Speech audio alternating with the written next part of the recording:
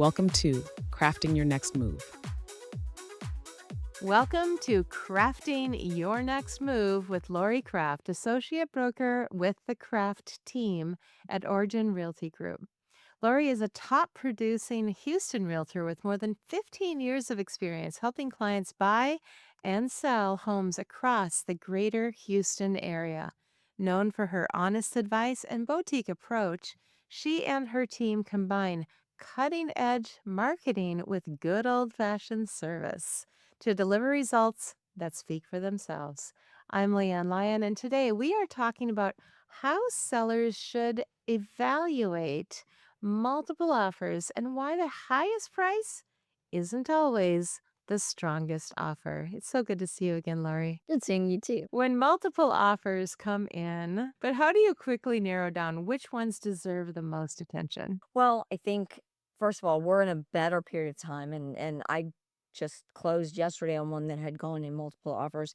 So back when we call them the COVID years because those were the insanity years in real estate. And it was not, believe it or not, wasn't unusual to have 40 to 50 offers on a property.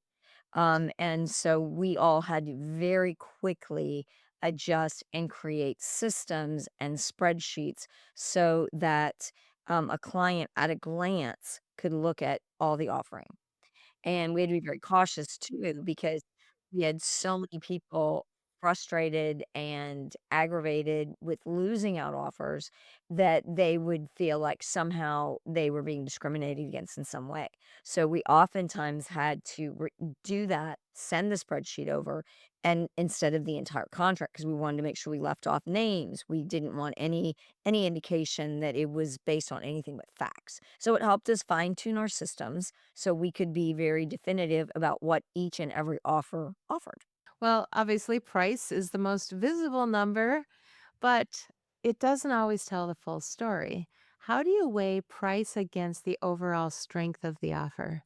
Well, there are a lot of things at play, and there's actually a lot of moving parts within price itself because you, especially in areas like Houston, which are not zoned, there's no zoning. So we have evolved into these master plan communities so that we could control some of development. So you don't have a gas station right behind you and things like that. Although even in rural communities, there's limits for that. But we have HOA fees. We have, if you're on well or septic, there are problems that come with that with those contracts. You have to make sure those are either ongoing or all of those things. So when you look at price, you're going to look at what all are you paying for? What are any maybe ancillary costs? Like for example, if you're in, we now have PID developments. So those are public improvement districts. You can have assessment fees that go with this. Some buyers, when they buy the property, will pay it all off. Others will pay it off over time. So you have to be aware of that cost. So if you're comparing two properties, that's a consideration.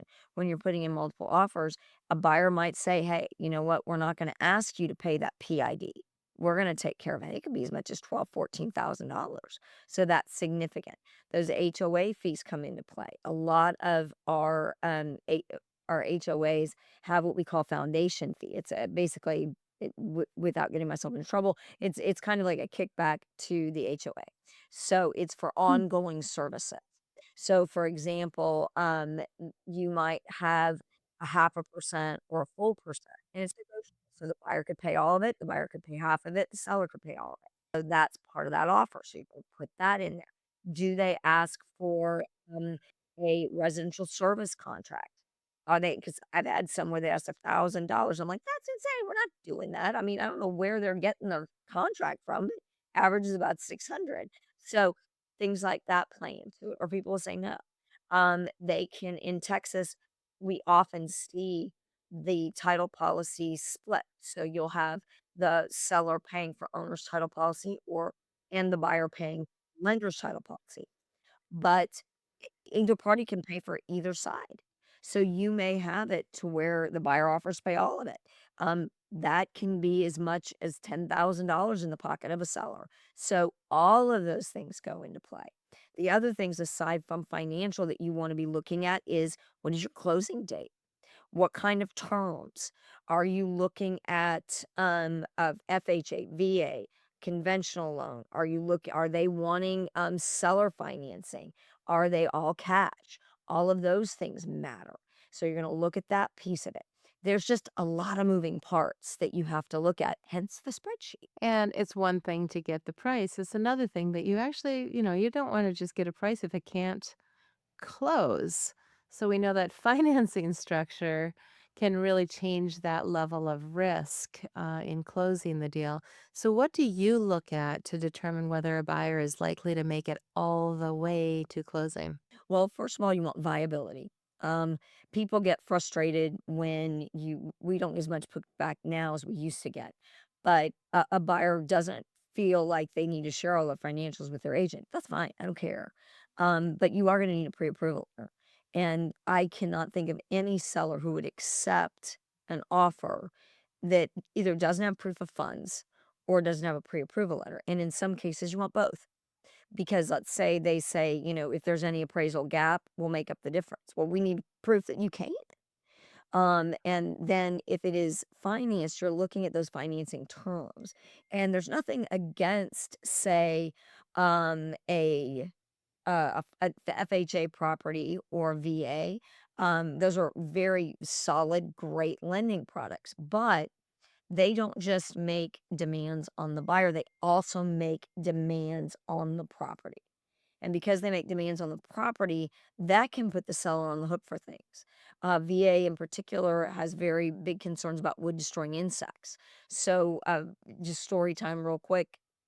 This has happened more than once, but recently, we have a lot of privacy fencing in Houston and the surrounding area. So we'll have wood fences that abut to the brick facade that they just line right up.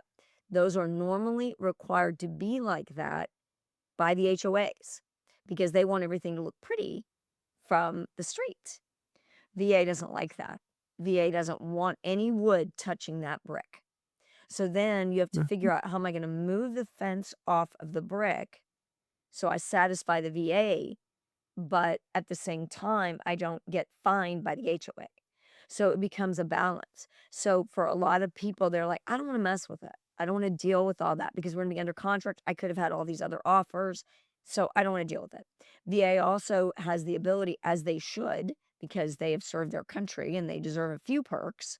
They can offer with no money down. VA allows for that. But then you really don't know what kind of skin they've got. You don't know what's gonna happen, and VA and FHA require that they cannot waive their right to walk if it doesn't appraise. They can choose to make up the difference, but they cannot put anything in writing saying they will. FHA Hmm. requires it, VA requires it, it's part of the deal. So, and then with FHA, you end up with a much lower borrower rate. Usually that's a first time home buyer or someone who is borrowing very low amount of money. People have lots of reasons for doing that. But if you only got Yeah. 3.5% in or 0%, that is not a strong looking borrower. And then add to that all the demands that are going to be made onto that property, especially if it's an older property. FHA is really big on roof. So if it looks to the ground that maybe that roof needs work, you're going to be replacing a roof because that's how FHA works. And nobody wants a $22,000 bill tacked on when they've already been on market 25 days. So those two usually go to the bottom of the pile in a multi offer situation. Most sellers don't want to entertain seller financed. It's a hassle. They become a bank. They don't want to do that. Those get thrown out. Creative financing. Walk on down the road, buddy. Nobody's doing creative financing in a multiple offer. Conventional will work depending on who is backing that loan. And I say that with caution because we never, discriminate against anybody's bank. Whoever you want to use, you can use. But some banks have and some mortgagors have a much higher likelihood of actually getting to the closing table on, and they are much better about communicating. Your local lender is going to have more information about taxes, insurance. They're going to have their underwriters down the hall so they can get up and walk down there and say, hey, look, what do you think of this problem? If you're with a bigger bank, and by the way, I've closed plenty with Rocket. Rocket seems to have their stuff together. They seem to be able to get it done. But some of the bigger banks do not. And it's not the fault of the closer. necessarily, or that agent that's managing all that. Oftentimes it's because they're managing such a huge volume of files that their support system has to be perfect, and the support system is like shifting sync. You never know who's handling what file when. So things get tossed, and then big things happen. Right, just recently, I had one that should have been slam dunk, and they wanted to take it because it was the highest dollar offered. Again, that goes to your point, Leanne. It had the most money in it. I was concerned about the lender piece, and they were like, "Yeah, it'll be all right. We've worked with this bank before. It's fine." I'm like, I really don't wanna do that, but okay, it's your choice, Mr. Seller, you get to call it. So we went forward. We were 24 hours to sign off when, they said, "Oh, by the way, we're gonna be delayed." Like, they have out-of-state movers coming. The delay, we found out 24 hours later after we'd signed an amendment that I put all the way throughout almost a week, that it was a verification of employment letter. That should have been done before they even had pre-approval. And then their issue was one people don't know about most of the time and don't think about. It was someone that was being hired by a school district. So their start date was August. Fannie Mae guidelines require that you have no more than 90 days between the closing date and the start date. So the contract that we all signed was done in bad faith, not voidable. It's still an existing contract because they signed it all. There's nothing to say it should be voided. Um, but we did not have adequate information. This was a multiple offer situation. Had we known that, had the lender been transparent with all parties, because the buyer's agent had no idea either. If we had known that, we would not have chosen their offer. So you put the sellers in a precarious position. But more importantly, that lender put his buyer in a precarious position because not only could they be in default and lose all their earnest money, but the seller could have gone after them for damages because it was an offer that was not made in good faith. So it matters who you pick. Well, let's talk about a lower offer because sometimes, there's moments when a lower offer actually creates a smoother path to closing. So, what factors tend to make this trade off worth it? Okay, and again, that was a common situation in COVID.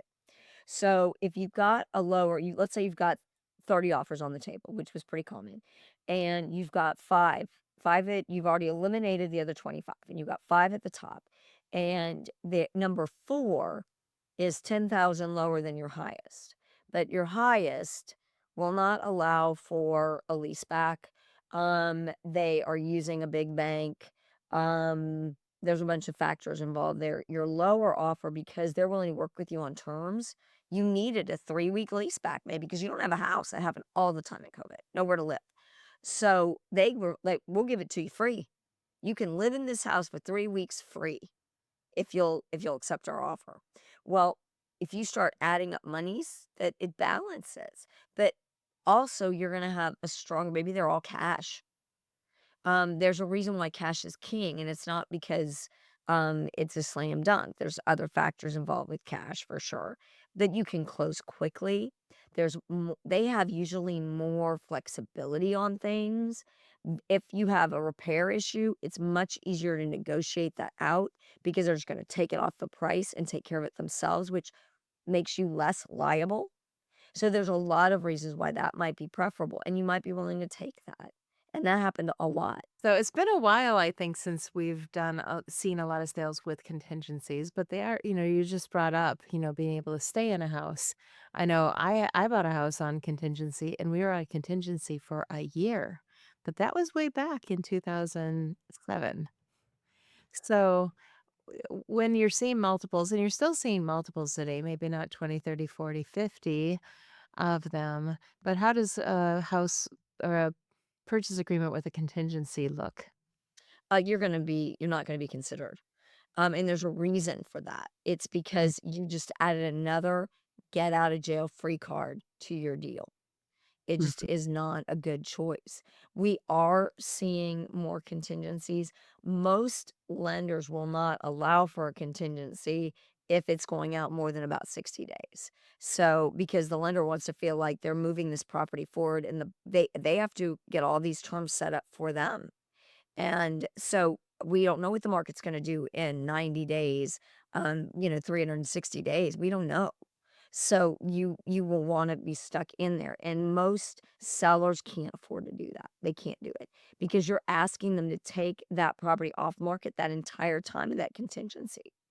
Yeah. And what we do see sometimes, even when there's just one offer on the table, is you will see they'll add additional escrow monies at a certain point in time, or they will say they're going to waive the contingency or give you a 3-day notice, that, or you have to get them rather a 3-day notice that you have another offer on the table so they can waive it.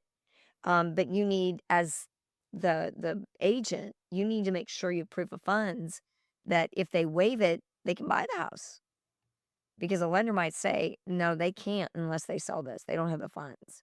So those are things to all consider. So to wrap up today's episode, when sellers do feel pulled towards that higher number, how do you help them step back and evaluate the full picture before making their final decision? I usually go through it with them in terms of what they told me was important to them. So we start there. And then we look at where I mentioned before, the entirety of the offer. That dollar up front may look great, but when you go down, like let's say somebody offers you $500,000 and you'd only list it for 450. Well, you look down the list, they want $25,000 back in closing costs. It's not a $500,000 offer, it's a 475 offer. And then you start looking at all of those little things they want and you're ticking away at stuff. And maybe they have a contingency for sale of other property and maybe they have these other things. So it may not, the top dollar's not always your best dollar, but that's how we help a seller understand that. And usually it helps if you put it in some kind of spreadsheet or flow chart. Well, that is it for today's episode of Crafting Your Next Move. If you're thinking about selling in Cypress, Tomball, or anywhere in the greater Houston area, visit craftrealtyteam.com to learn more or connect directly with Laurie's team. And remember to like, leave a review, and share this episode with someone who might need it. Thanks for watching. Be sure to hit that like and subscribe button and leave us a review in the comments.